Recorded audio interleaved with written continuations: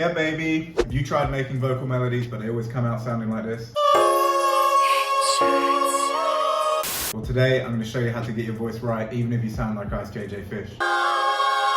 We're going to break down this melody making process into 4 steps. Step 1, chords for a foundation to get inspired for the vocal line. Step 2, recording the vocals. Step 3, processing them and adding ad-libs. And step 4, counter melodies, textures, and filling out the sample. Yeah, baby. Okay, so the first step is chords because we're going to need something to inspire the vocal idea. You can write lyrics first if you want to, but most people prefer to write to some kind of chords. It gives you a foundation to work off. I'm writing in B flat major. Here you can see the progression. This is a 6, 3, 2. B flat major is the same as G minor. If you like to think in terms of minor scales, then this is a 1, 5, 4.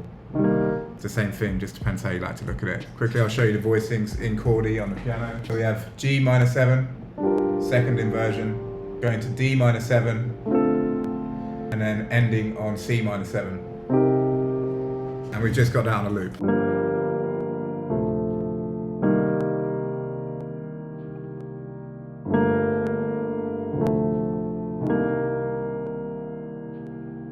Now let's get to what you came here for, the vocals. So first thing, reduce the tempo of the track. It's going to hide some of the inaccuracies in the pitch once we speed it back up, and it'll also be easy for you to sing, especially if you're adding in runs. Once you've found a tempo that you like, just start singing gibberish.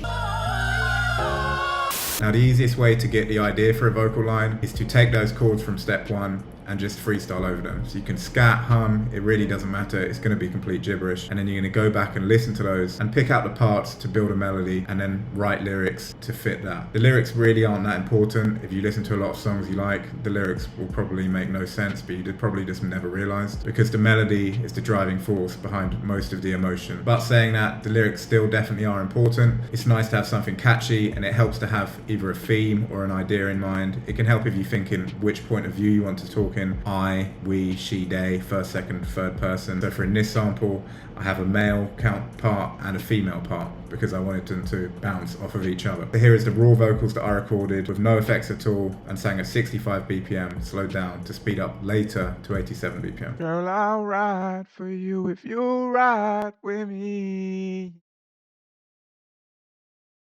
And I'd die for you, would you die for me? Now I sang those vocals up 6 semitones, so here's what they sound like now. Pitched back down to the tempo of the original chords and at 87 BPM, so they're sped up 22 BPM. Girl, I'll ride for you if you ride with me. And I'd die for you, would you die for me? If your recording isn't coming out right and you just feel like you can't hit the notes or the performance isn't really there, I've got a tip for you that I learned from a vocal coach. It's a really simple thing, it's called the lip bubble. All you do is you lift up your cheeks, or if you've got really fat cheeks, you can probably not do this at all. And you're just gonna go like this, and then sing through the melody as you are doing that. So for me, it's girl, I'll ride for you if you ride with me. So I go,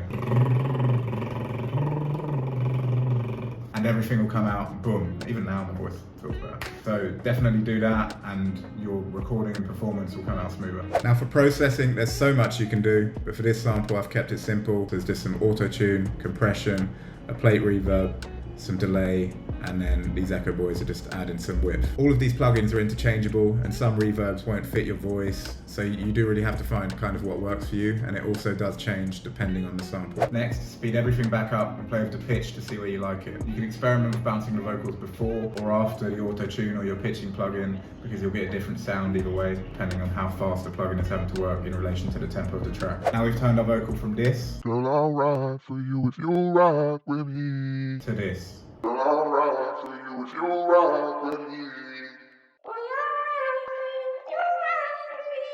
Now, if at this point your vocal still sounds terrible, there's 3 things you could do. One would be to put the vocal through Melodyne before going into auto-tune, Waves, Real Tune, whatever it is you're using to tune the vocals. This would just be another layer of pitch correction if you're that pitchy. The second thing you could do is drown the vocals in effects. You could put it in through a vocoder, you could put it through vocal synth, put loads of delay on it. Or for step 3, you could simply go back and re-record the performance at a different pitch, at a different tempo, You could also layer the vocals multiple times, so if you put more stacks, it's going to hide the inaccuracies in the pitch and the sort of failures in the recording. Let's quickly add in some backing vocals to fill out the space. We've put more reverb on these to wash them out, and you can experiment with putting them either mono or really wide and just leaving the main vocal in the middle. It just depends really on each track.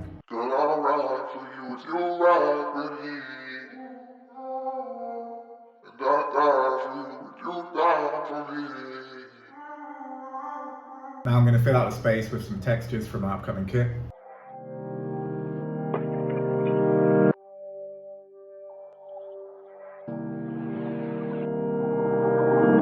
This is good, but the vocal is taking up too much space, so I added another section with a synth sound from my upcoming kit and put the same chords in to use that to make a stripped back verse section.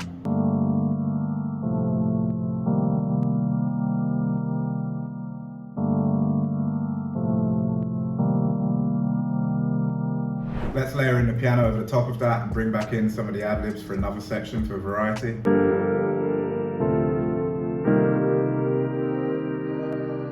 Now for the outro, I've just layered the piano with some guitar phrases that I've chopped up from Cavi's Elements of Soul Bank. You can get a free version of the kit in the description below.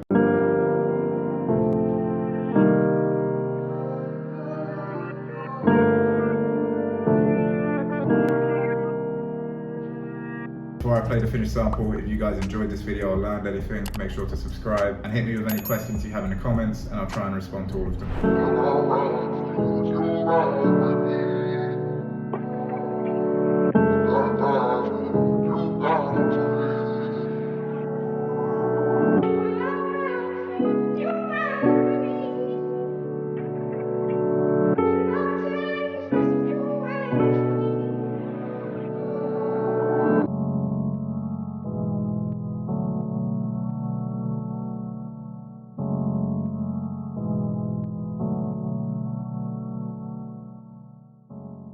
If you want to know the chords behind some of Drake's best sample choices, click this video here.